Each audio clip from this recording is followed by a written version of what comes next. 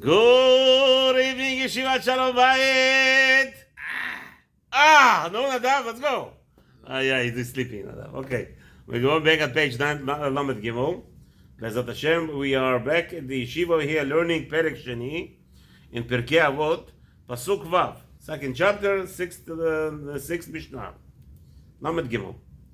So now, the Rabbi is going to tell us that Hillel HaZaken is going to tell us such a thing called Midah Keneged Midah.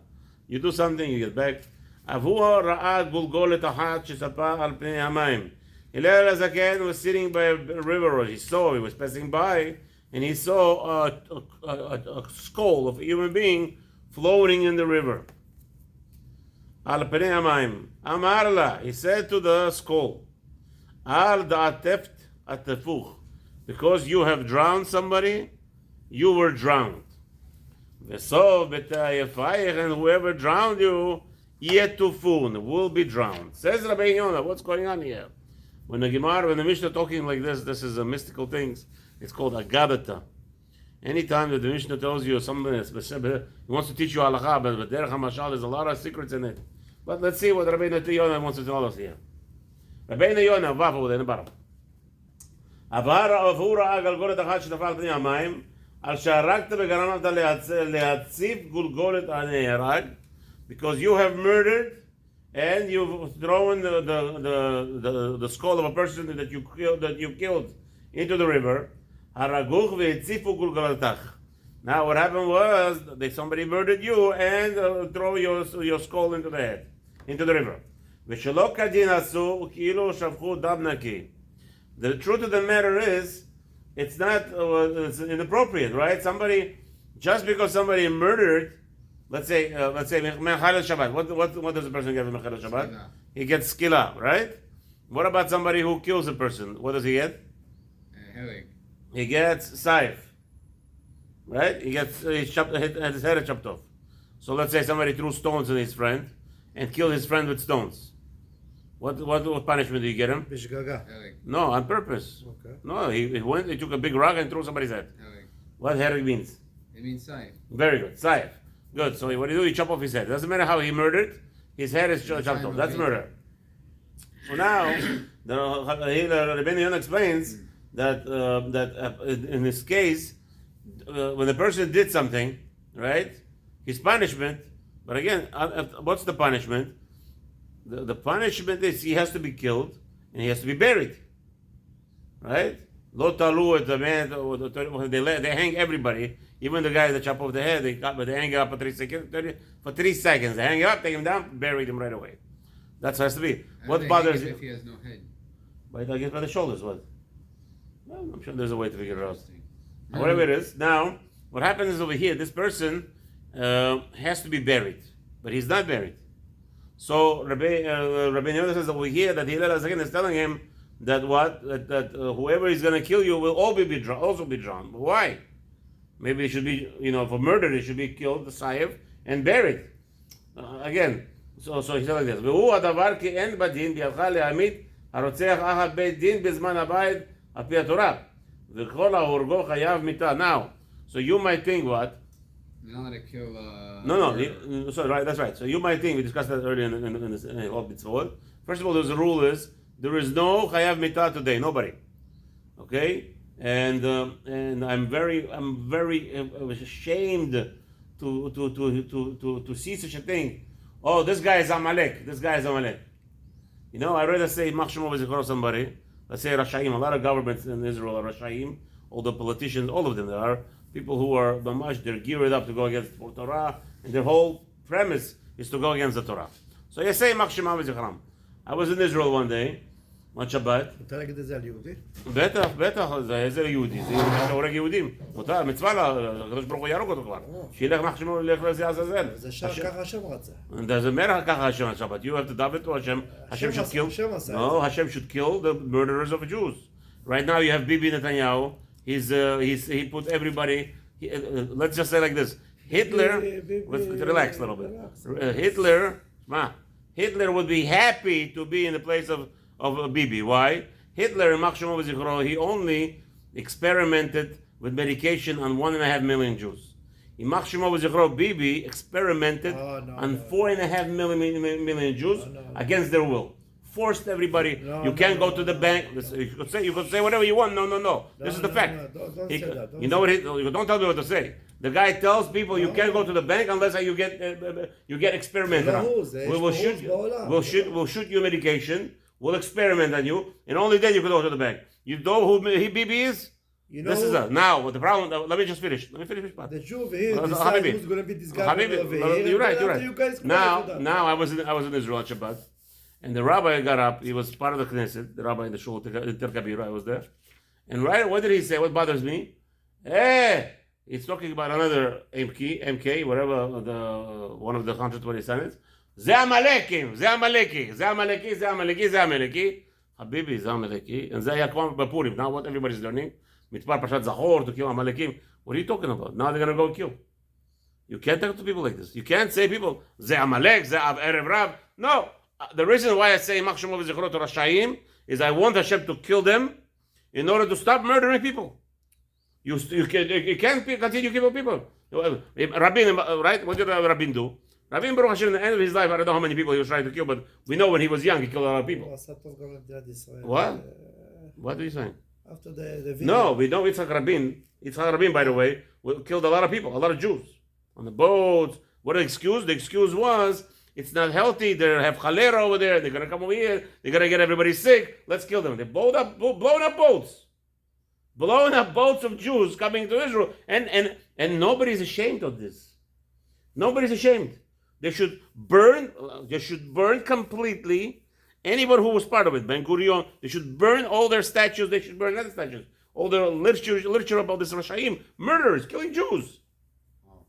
And what? What was the excuse? The excuse was because it's health reasons. You don't understand, today, the same thing throughout the whole history. Anybody who's a dictator who wants to take over the country, first thing they do, we care about your health. The first thing. And via health, they're killing people. There's Bibi Netanyahu, we're going to give 4.5 million Jews. And Baruch Hashem, not everybody was stupid enough to follow his idiocy. Not everybody went and okay, let's go. And now everybody's crying, why are you testing on us? You know how many people are suffering? Our New York. What? Yeah. There's no excuse. Nobody. I don't care if you're Jewish or not. But to curse, but the problem is, the rabbi says over here, we can't take judgment into our hands and go kill. There is no Bedin, only Bedin is allowed to do that. And you can't say now, this is Amalek, Chas v'shalom, you're going to cause bitah. Ho'il ve'en damo bansur b'yado shel horeg le'orgo, ובני כך בסוף מטייפייך יטופון מאחרים. So he says like this. Can I present an argument to what you said? Yeah, please. In Brachot, there's a story of Meir. And he was praying that the Rishaim should die. Right. And his wife said, it says in the Pasuk, Yitamu chataim min haaretz, u'rishaim odinam. Right. She says, it says chataim, lo chotim. Right. So she said you should daven that they should stop sinning, yes, and do tshuva, rather than praying that the Rishaim themselves die. Right. So she was correcting. Which Rishaim we're talking about? Even No. Listen, pay attention for a second. It says like this. We have rules. The rule is once a person tasted blood, what's the rule of any reptile? A shark. We're not allowed to go kill sharks. We're not allowed to go kill animals at all. Can't go to the jungle start killing bears. However, the law is, or crocodiles. You can't just start killing crocodiles. Right. We have a rule. Once they tasted the blood of a human, you know they're going to continue killing. It's not only animals, by the way. I'm scared to tell you, but the truth of the works is like this by humans. Once a human start killing, finished. No questions asked. You should murder this guy in a second. Ain't gonna stop forever. This is the biggest avla, the biggest destroyed action by the goyim. They have this prison for life. What's a prison for life? What does he do with that prison for life? You know how many people are murdered in prison? And by whom? Guess by whom? Prison for life. So what did you do? Yeah, but what did you do? We don't have Beidin today. Doesn't matter. By goyim, that doesn't work. We don't need Beidin. No, I know, but by goyim, we don't need Beidin. By goyim, the goyim should be murdering anybody who commits any crime. Any crime, murder right away. No questions asked. Why? Because by goyim, there's no limits. They don't know how to stop. They steal a little toothpick. Halakha, the law in the goyim world should be, according to what Hashem commanded, they should be killing each other for just stealing a little pen. Nothing. No mercy. Because you show mercy, that's why it continues. In New York, what are they doing? In New York, they'll arrest me. If I take an egg and I throw it in the police station, they'll arrest me and prosecute me, and they'll put me in jail for 20 years. Wow. Why? Because I'm not a criminal.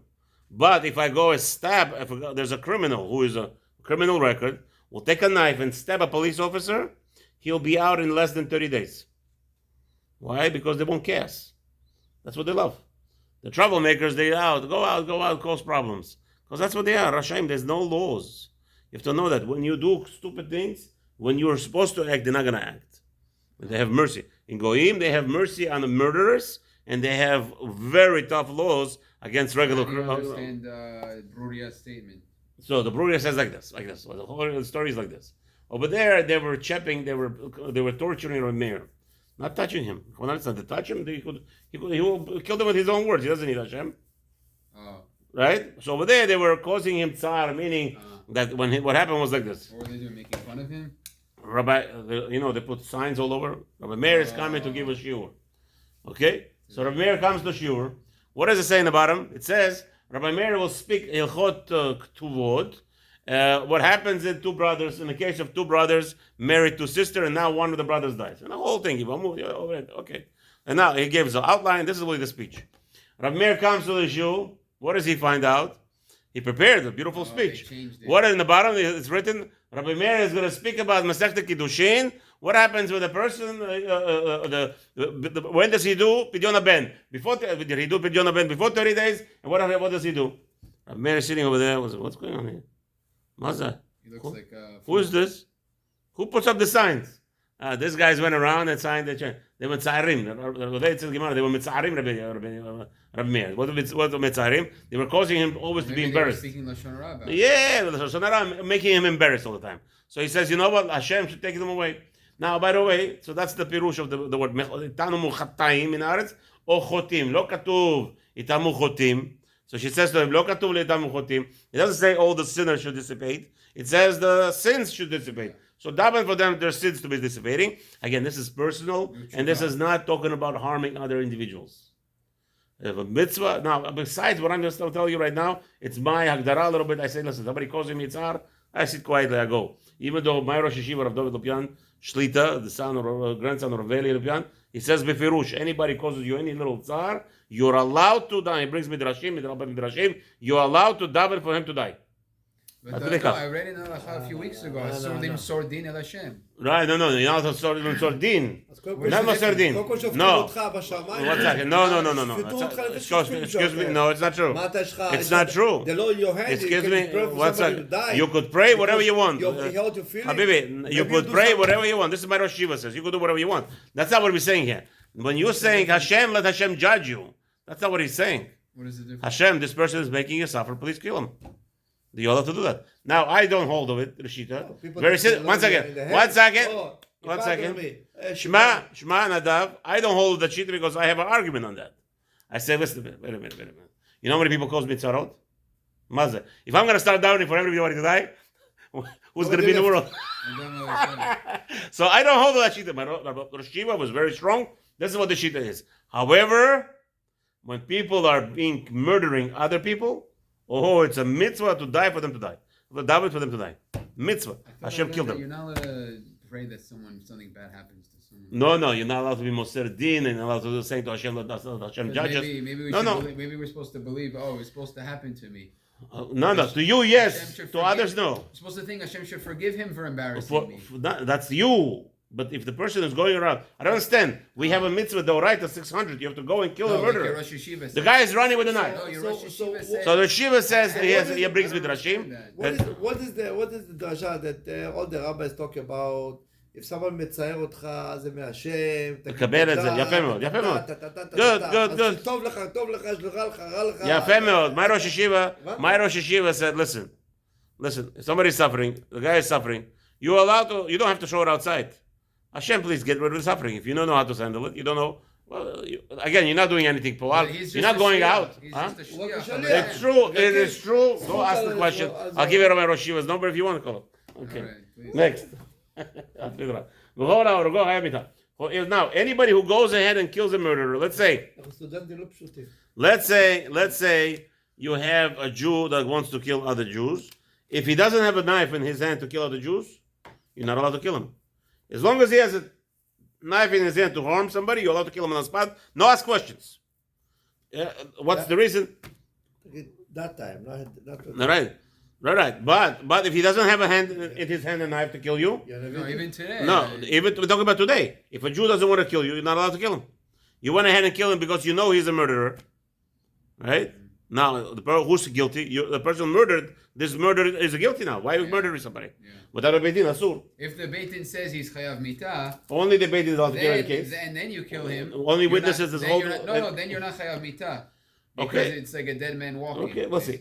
But Now, it has to have the Mesirat Hadin first. אוקיי, ומפני כך מסוף בטייפין יטופים מאחרים. יעשו להם כאשר עשו לאחרים. So says הלל, מידה כנגד מידה. You hurt other people, you will be hurt.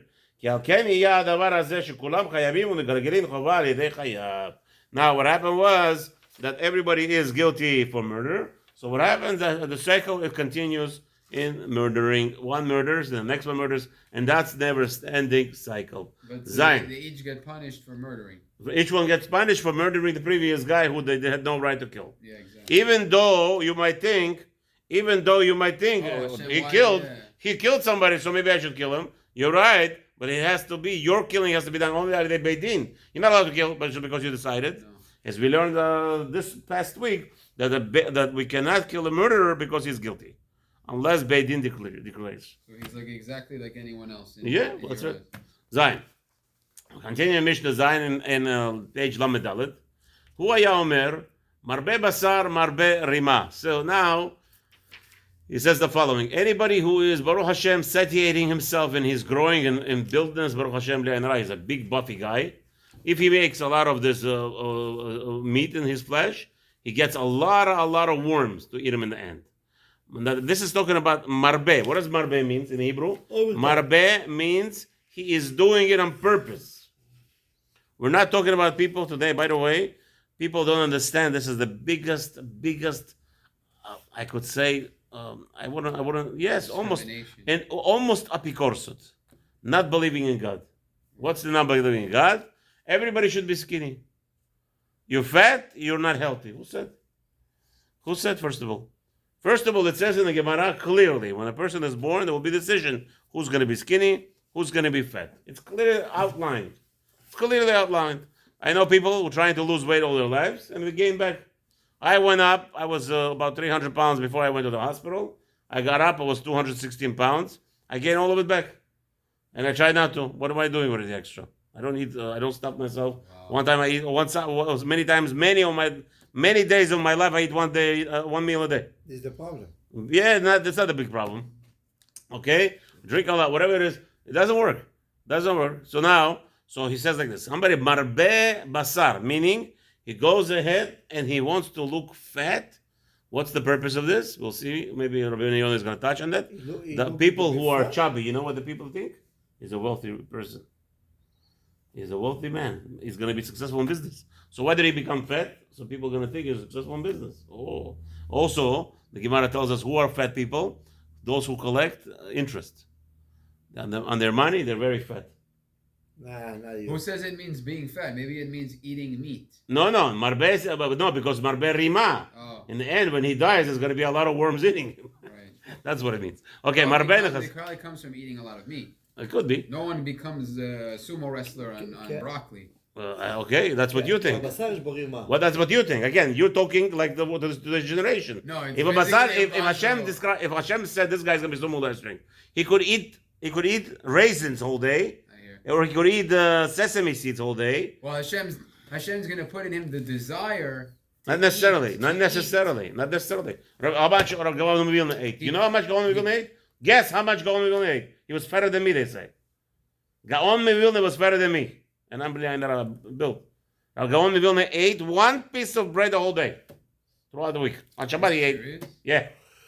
One piece of bread, and the whole day he was eating it, munching it. You might think, what today everybody tells you? If you constantly munching, you lose weight. No. He had a whole one slice of bread, rolled it up into bowls, and he would wash it on the Tratadayim in the morning, and the whole day he would eat that roll. I've seen pictures of him. He was big. Yeah, he was big. They say that he was big. He had a lot of chins. They say they saw a lot of chins in him. Really? Yeah. Go to Rabbi Ovadia. How much Rabbi Ovadia ate? Rabbi wasn't. Rabbi Ovadia, you know his hand? His hand is double my hand. What are you talking about? Really? Oh yeah, he was gilled. He will give you one snake, you fly away from him. Really? Rabbi Ovadia did not eat nothing the whole day almost. Fat like I don't know what. Wow. The Torah makes you saturated. That's what Torah is talking about. But again, it's not that. That's not the point. The point is Hashem decreed who was going to be fed, who was not. One time I was at a side story. It's an evening. You say the same thing about diabetes, high blood pressure. Yeah, whatever. Most people that I know, heart attacks were skinnier than you.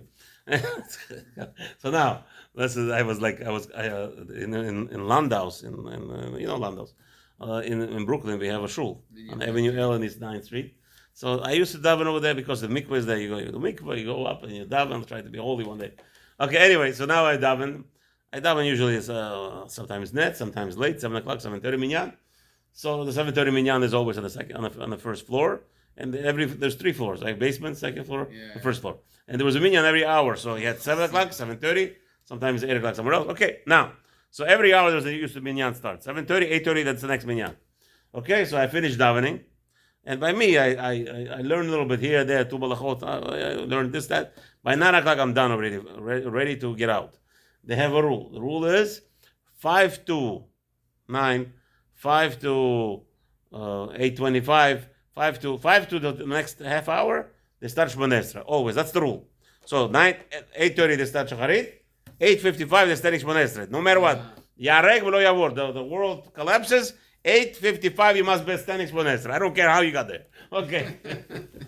So now it's 9 o'clock almost, right? And Shmoneh Esrei is anywhere between 5 minutes. So let's say they start sometimes early, sometimes late. So now it's 1 minute before 9 o'clock. I'm going out of the shul, and my friend comes in. This was like 4 years ago. So he comes in, and punkt. When I was coming out, everybody's studying Shmoneh Esrei, right? I'm leaving. So my friend is coming in, and everybody's quiet. He looks at me by the door like with his eyes, like a agujilda, and he looks inside. Everybody's standing skinny. Everybody's skinny. He looks to me. I says, Avram, look at them. I say, it's my fault that they're all sick.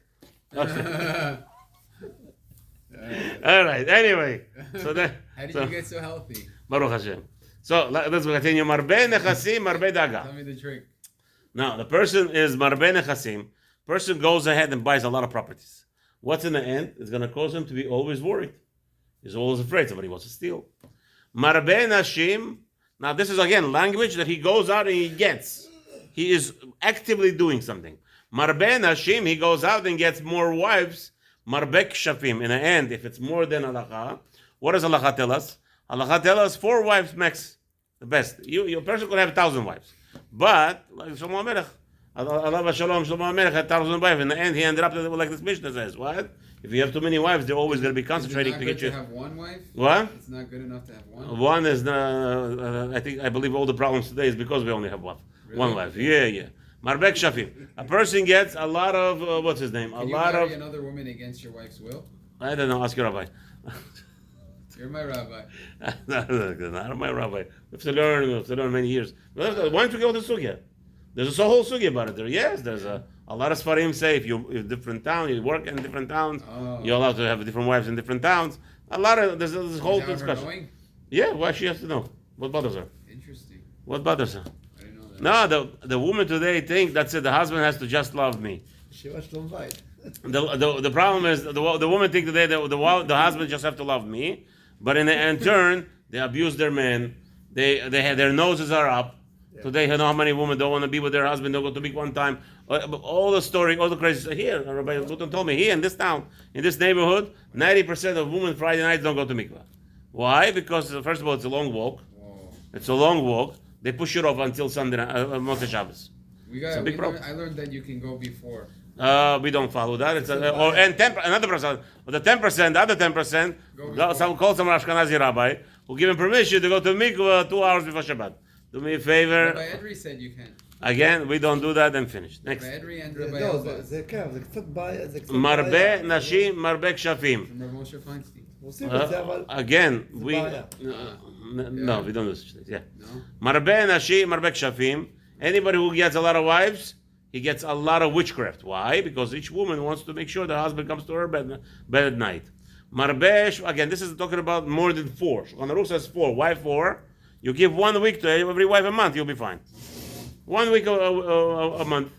Marbesh Fachot, somebody who gets a lot, goes ahead and goes a lot and hires a lot of maid servants. What happens in the end? Marbe Zima. There's going to be a lot of prostitution in the house.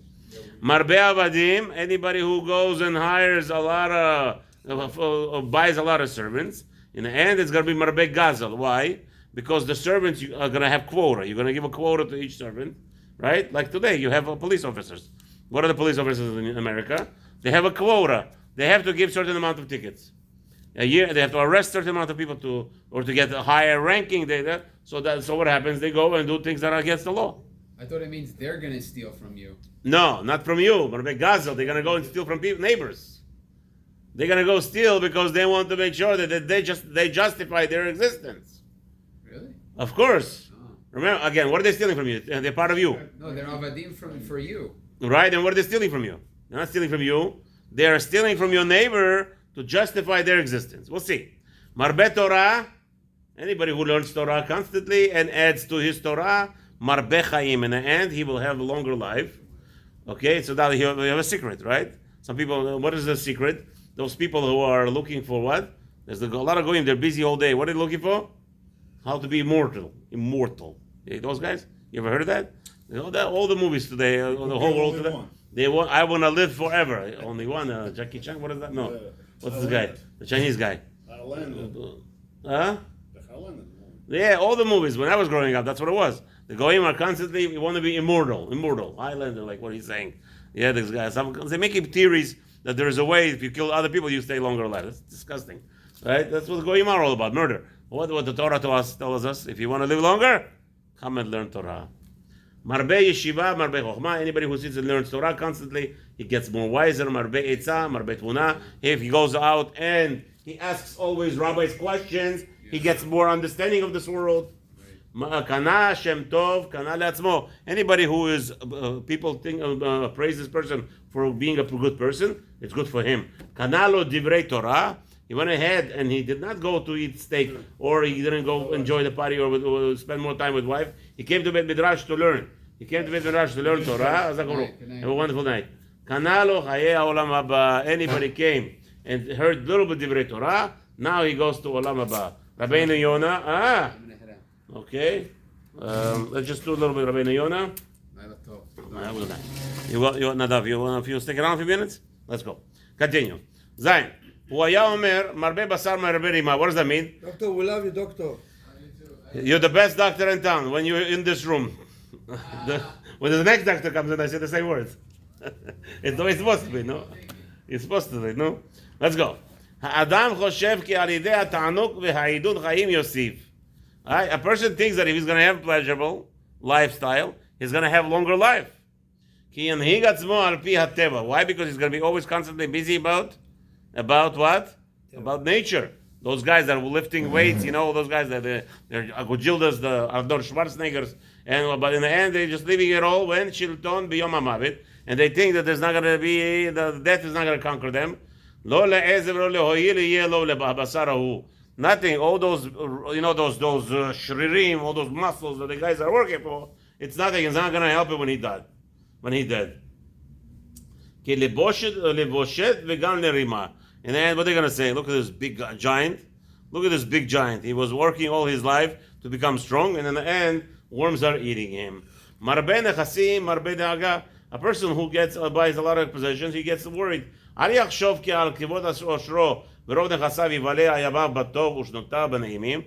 A person shouldn't think, oh, look at this, I'm going to have so much wealth, and my day is going to end in good. How many people, Hashem Yerachem, multi-billionaires, they don't have livers, they don't have kidneys, they don't have this problem, they have that problem, they can't eat, they cannot swallow. Hashem Yerachem. And why? One of the main reasons is because they're always worried that people are ripping them off. All those people that they're thinking that all the toiling, they toiled, but now they have so much nechasim, they're scared. And therefore, because they're scared, now they can't eat, they cannot function, because they damage their body. The body gets damaged by too much worries. מרבה עבדים, מרבה גזל, מרבה שפחות, מרבה זימה, מרבה נשים, מרבה נפשים שפים. What does all this have to do together, Rabbi says? וכי יגזלו העבדים, הוא לוקח עליהם. I don't understand. When his servant's going to be stealing, it's his problem? כי יש בידו למנוע אותם. No, the reason why he's going to get punished, because he should have told his servants not to touch other people's property. ואף אם אינו יודע, even if he doesn't know, הדבר עליו מושלך כי כספו וזהבו הם. Again, where's this? Listen, Nadav, my field always produces 10 pounds of potatoes. This guy came home all of a sudden with 20 pounds. What happened? Obviously, he stole. גם כי השפחות מזונות עם אחרים, so too the maid servants will do znud too much. הדבר עליו כאילו הוא בעצמו מזנה עמהם. Wow. What happens? What happens to the young ladies? Young ladies, they look at young men, the neighbors, they come in. Oh, this is his servant, maybe servant. Let me become Eved Ivri, by mistake. And what happens? There's a lot of foul play. And it's going to be because of his behavior that he sprouted too much. Now they're putting, not part of it, they're putting it on his head. That all the znud, all those girls that were playing around with young boys in his town, it's all his fault. גם אם ברבות נשים, so too if a person gets a lot of women, לא גורם להם שיעשו כשפים להרבות באהבה. What's going to happen? They're going to be desiring constantly to do a lot of witchcraft. So he's going to come to satisfy them. והשנואה תעשה פי שניים, and the person, and the most ugly of them will do even worse. התתה ליבו וכי עשתה צרתה גם כעס.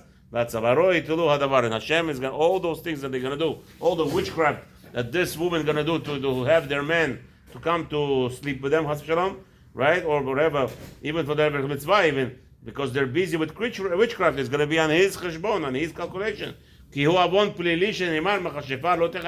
As the Torah says, you should not leave, not let a witch stay alive.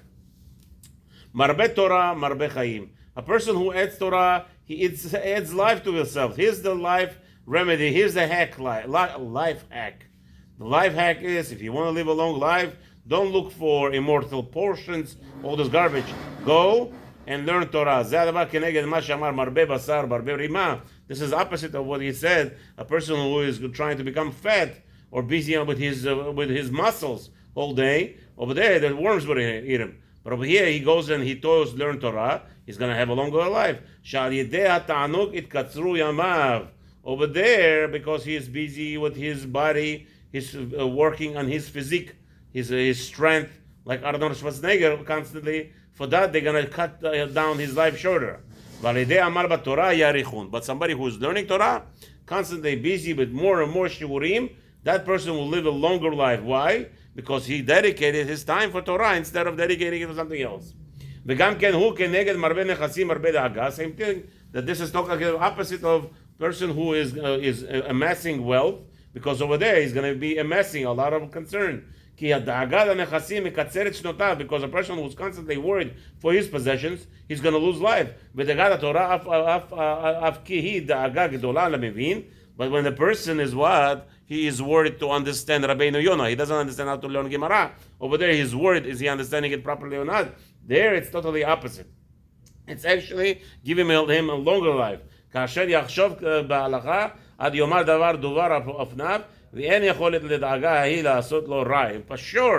if he's worried that he's not saying something wrong in halacha specifically, that if he's constantly concentrating that he's doing right the proper thing, that's not going to destroy his life. Right?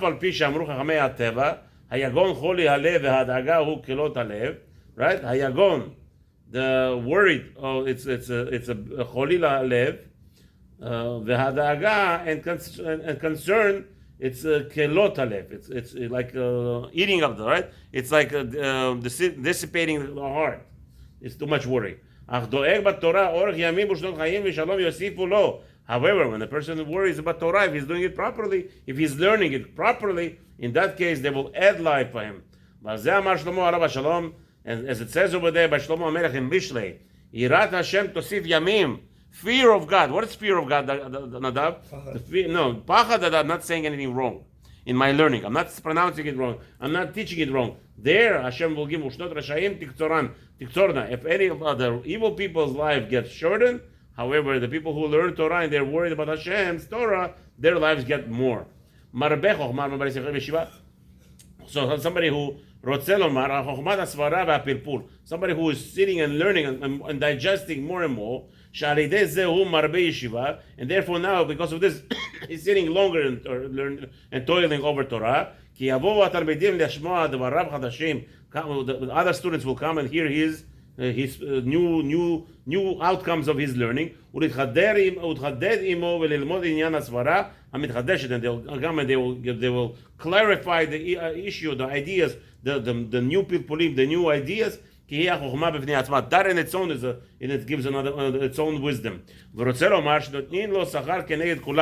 Why? Now he taught the other people, and now they're going and acting on his teachings, and now they're going and teaching on him because of his teaching. Now he gets what? He caused all them to speak about this new Torah. Now he's going to get reward for it. This is opposite of the person who gets a lot of maidservants. Over there it causes a lot of prostitution. So now people watching this person, what do they do? Nadav, Habibi, you're sitting over here learning. The other guy comes and says, why Nadav is sitting and learning? I want to come and join. The other guy comes, why they do? Now all of a sudden the Kutzai's got learned. And the person who started it all gets more. Now a person who gives a lot of charity. Oh, we did that? Okay. Okay. So somebody who does a lot of charity, he gives a lot of peace in this world. What does that mean?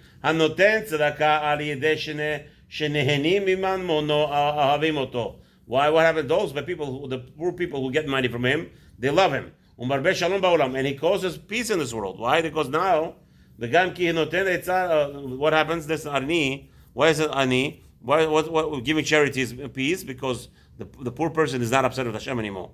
He gets money. He's happy with Hashem. Oh, now you made peace between him and Hashem. Hashem is going to give you peace. Same thing, a person going around and collecting tzedakah from people, give me money, I'm going to do something good for you, I'm going to give to poor people, I'm going to support the shul, I'm going to do something. If a person goes around and he helps people to do the tzedakah, people will love him for that also. And this is the opposite. What we learned earlier, that somebody who has a lot of servants, he has a lot of stealing. Why? What happens? His servants go in other people's fields and steal food. A person who causes other people to give tzedakah, all people who are involved will actually love each other. A person who acquires a good name, he poured him. So what does that mean? The good name that a person builds for himself, nothing is going to happen. What's the inheritance? The Torah, you write chidushim. When you write chidushim, people read your books and they're going to teach others. But if you have a good name, how is that? It's going to be good for you.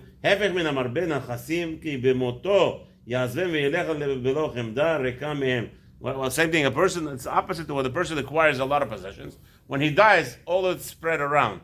Right? But over here, when he buys a Shem Tov, meaning he pays his workers on time, meaning he never says anything bad about anybody. Invest money on books. People continue learn. Okay, B'ezrat Hashem. Kanalo divrei Torah, kanalo chayei olam haba, says Rabeinu Yonah. This is the ikar. Buy yourself divrei Torah, and you have olam haba. Thank you very much.